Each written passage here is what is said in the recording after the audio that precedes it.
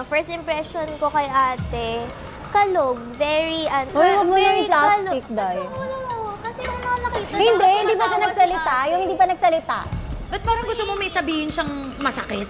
Ba't parang hindi enough yung kalog? Parang, wanna go for the hurtful things. Yung energy ni ate, it's very fun to be with. Tapos, nung napanood ko yung vlog, sobrang tawang-tawa ko sa'yo, ate. Like, So, mas tawa-tawa ka sa funny kanya nung- na sa akin? Eh di, doon ka na. Bakit competition? Di pwedeng natatawa ko sa inyo parehas? Thank you. Pero hindi ka naman natawa sa akin nung edit mo. Tawa kayo ako. Hindi kayo. Ako kaya. Pero iba yung tawa mo kay D.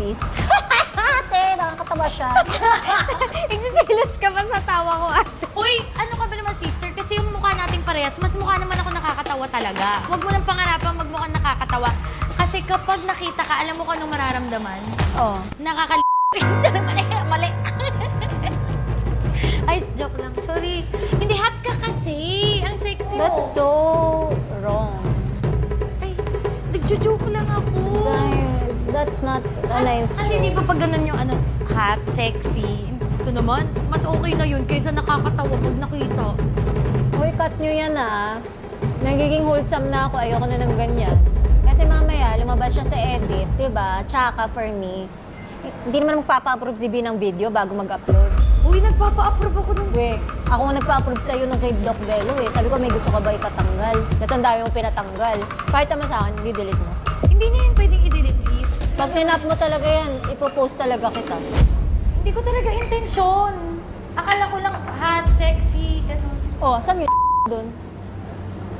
Okay lang ba kayo? Kasi makikita din sa video na hindi kayo. I mean, you know me more. Ano nang ganyan?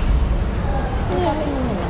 Hindi, yun nga. Pero I mean, naintindihan naman na niya na the joke was wrong and it came off wrong. Siyempre, makikita kasi sa vlog if di kayo okay. Sobrang plastic mo naman. Gaganyan-ganyan ka pa, nakakairita. Sana kasi next time, yung bunganga mo, ilugar mo. Diba? Hindi naman kita sinasabihan na rin. Sabihan mo ako para mas matuwa ako. Ay, hindi. Ano Diba? ka lang naman. Ginawa na naman yan, Hindi, Jo. Sis, alam mo sa lahat ng nakakulab ko, tanong mo ba dyan sa kapatid ko? Tanong mo rin, Mona, sa lahat na nakakulab Wala ko, akong na ganyan na... wala akong ganito. Na parang- Ngayon pa lang. Napaka-OA. Ikaw talaga opposite ko. Tapos kanina pa cellphone ka ng cellphone. Diyos ko. Oh, problema mo na naman sa cellphone ko.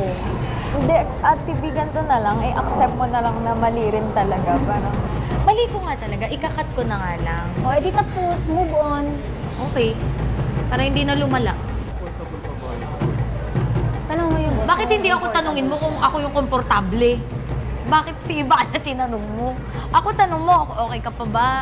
Wala, hindi tayo nakabuo dito. Sorry po, yan ay ano lang. Nag-uusap kayo pero sobrang aggressive nyo kasi parang lalo kayong nagka-clash. Kasi none of you are listening to each other. So yung vibe is parang nag-aaway talaga kayo.